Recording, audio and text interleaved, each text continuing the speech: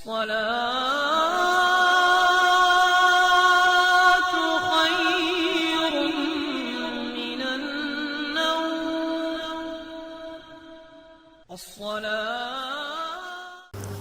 باللہ من الشیطان الرجیم بسم اللہ الرحمن الرحیم۔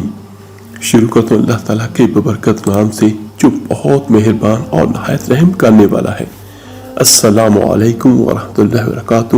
میرے عزیز بھائیو بہنوں اور بچوں، آج کی اس ویڈیو میں میں آپ کو بیان کروں گا کہ اگر نماز قضا ہو جائے تو کب اور کیسے پڑھ سکتے ہیں، اور نماز کے بارے میں ہمیں کیا احکام قرآن اور حدیث میں ملتے ہیں۔ تو کوشش کیجیے گا کہ اس ویڈیو کو مکمل سنیں اور سن کر جس کی جو غلطی ہو تو وہ اصلاح کریں۔ یہ وہ معاملات ہیں جو یقیناً ہم مسلمانوں کے لیے سب سے زیادہ ضروری ہیں۔ نماز وہ ذریعہ ہے جس سے آپ اللہ تعالیٰ کے قریب ہوتے ہیں۔ تو سب سے پہلے بہت سارے بھائی اور بہنیں یہ پوچھتے ہیں کہ اگر عشاء کی نماز قضا ہو جائے تو کیا فجر کے وقت پڑھ سکتے ہیں، یا اشراق کے بعد پڑھی جائے گی، یا اگر ظہر نماز قضا ہو جائے تو کیا ہم عصر کے وقت پڑھ سکتے ہیں یا مغرب کے وقت پڑھیں۔ یہ بہت سارے بھائی اور بہنیں یہ پوچھتے ہیں کہ نماز اگر قضا ہو جائے تو ہم کیسے پڑھیں اور کب پڑھیں۔ تو میرے عزیز بھائیو بہنوں اور بچوں، سب سے بڑی بات اور سب سے پہلی بات، نماز قضا کرنا جان بوجھ کر یہ گناہ کبیرہ ہے۔ اس سے بڑا اسلام میں اور کوئی جرم نہیں شرک کے بعد۔ یعنی یاد رکھیے گا کہ پہلا جرم شرک، اور شرک کے بعد اسلام میں جو دوسرا جرم ہے یہ نماز کو چھوڑنا ہے، نماز کو قضا کرنا ہے۔ تو کوشش کریں کہ نماز کو کبھی بھی قضا نہ ہونے دیں۔ اس کو فرسٹ پرائرٹی پہ رکھ لیں کہ ہم نے ہر صورت ہر جگہ پہ ہم نے نماز ادا کرنی ہے، اور اگر خدا نہ خواستہ کسی وجہ سے کبھی نماز قضا ہو جائے، جیسے کبھی اتفاق سے آنکھ نہیں کھلی، تو حدیث مبارکہ صلی اللہ علیہ وآلہ وسلم پہ آتا ہے جس کا مفہوم کچھ یوں ہے، کسی کی آنکھ لگ جائے یا بھول جائے تو جیسے ہی یاد آئے اسی وقت پڑھ لے، تو یہی اس کا وقت ہے۔ تو اگر خدا نہ خواستہ عشاء میں آنکھ نہ کھلی یا سو گئے تو جیسے ہی آنکھ کھلی تو پہلے عشاء پڑھیں، اس کے بعد پھر فجر کی نماز پڑھیں، چاہے فجر کا وقت داخل ہو چکا ہو۔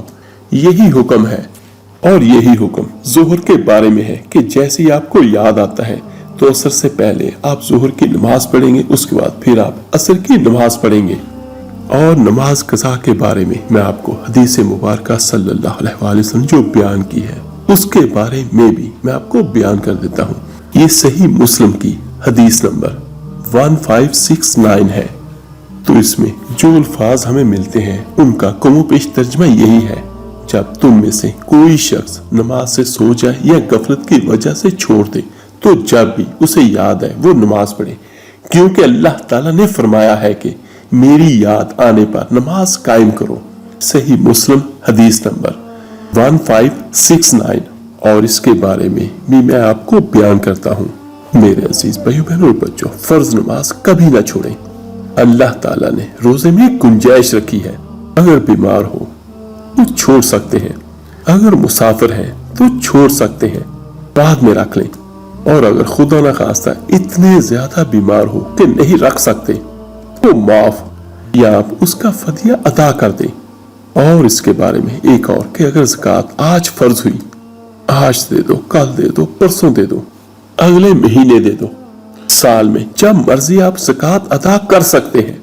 اگر حج فرض ہو گیا آپ پر 20 سال کی عمر میں تو 60 سال کی عمر تک جب چاہو آپ حج کر لو۔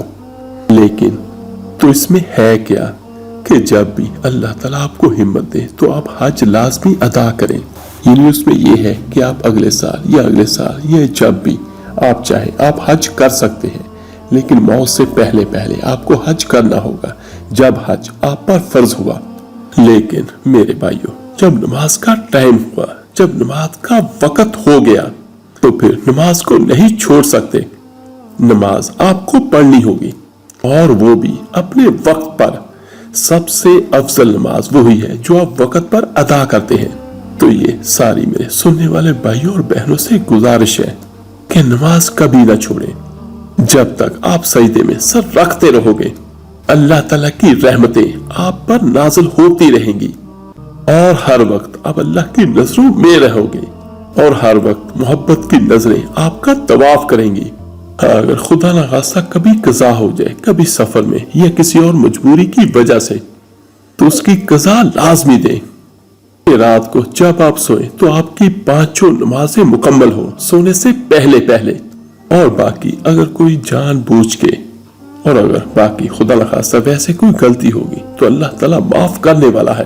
اور جب اس طرح آپ قضا نماز پڑھو گے تو انشاءاللہ تعالیٰ ایک وقت وہ آئے گا جب اللہ تعالیٰ آپ کو طاقت دے گا کہ آپ 5 نمازیں وقت پر پڑھیں گے۔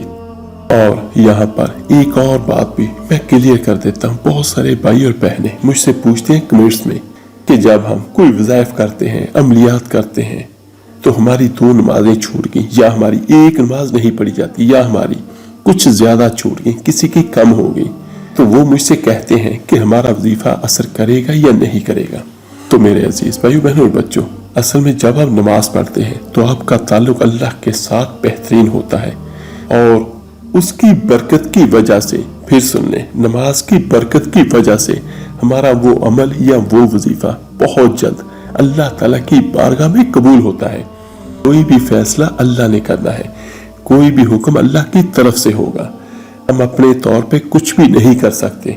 وظائف یا عملیات کا مقصد یہ ہوتا ہے کہ آپ کی دعا اللہ کی بارگاہ میں جائے۔ ویسے تو ہر وقت ہر بندے کی دعا اللہ تعالیٰ سنتا ہے، لیکن وظائف اور عملیات وہ چیزیں ہیں جو آپ کے ناممکن کاموں کو اللہ تعالیٰ کی رحمت سے ممکن کر دیتے ہیں۔ یعنی اگر کسی کا کام نہیں ہوا تو وہ بھی اللہ کی مرضی سے، اور اگر کسی کا کام ہوا تو وہ بھی اللہ تعالیٰ کی رحمت سے ہوتا ہے۔ تو جو میرے بھائی بہنیں نماز نہیں پڑھتے وہ پہلے نماز پڑھیں، اس کے بعد پھر وہ کوئی وظائف یا عملیات کریں۔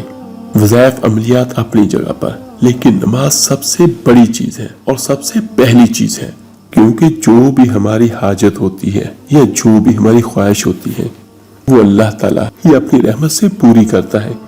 ہم بہت کچھ اپنی دعاؤں میں مانگتے ہیں اللہ تعالیٰ سے، ہاتھ اٹھا کے، گڑ گڑا کے، اور بہت سارے بھائی اور بہنیں یہ بھی شکوہ کرتے ہیں کہ ہماری دعائیں قبول نہیں ہوتی، یا ہم جو کچھ اللہ تعالیٰ سے مانگتے ہیں اپنی دعاؤں میں، خواہ کوئی اپنے لیے اچھا رشتہ مانگتا ہو، خواہ کوئی اپنے لیے بہتر روزگار کا سلسلہ مانگتا ہو، خواہ کوئی کچھ بھی اللہ تعالیٰ سے مانگتا ہو، اپنے لیے اولاد مانگے، رزق مانگے، اپنے لیے خوشیاں مانگے، تو وہ تبھی ممکن ہے جب آپ جو ہمیں چیز حدیث اور قرآن میں ملتی ہے، یعنی اگر ہم وہ اعمال کریں جن سے اللہ راضی ہوتا ہے تو یقیناً اللہ تعالیٰ کی رحمتیں ہم پر ہوں گی۔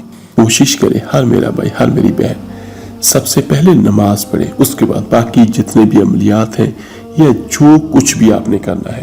اور اگر خدا نہ خواستہ کبھی نماز قضا ہو جائے تو کوشش کریں کہ اسے اول وقت میں پڑھ لیں، کیونکہ اللہ کا حکم یہی ہے جو میں نے آپ کو صحیح مسلم کی حدیث بیان کی ہے۔ اللہ پاک سے دعا ہے اللہ تعالیٰ آپ کو اور مجھے، ہم سب کو صحیح معنوں میں دین اسلام پر چلنے کی توفیق عطا فرمائے، آمین ثم آمین۔ اس ویڈیو کو لائک اور شیئر کیجیے گا، صدقہ جاریہ سمجھ کر۔ آپ کے ایک شیئر کرنے سے ہو سکتا ہے کسی کی اصلاح ہو جائے، اور اس اصلاح کی وجہ سے اس کی بخشش ہو جائے، تو یقیناً اللہ تعالیٰ اپنی رحمت سے اس کا ثواب آپ کو اور مجھے، ہم سب کو عطا کرے گا۔ تو ملتے ہیں جلدی انشاءاللہ تعالیٰ ایک نئی ویڈیو اور عمل کے ساتھ۔ اپنا بہت بہت خیال کیے گا۔ اللہ تعالیٰ آپ کا اور آپ کی فیملی کا حامی و ناصر ہو۔ اللہ حافظ۔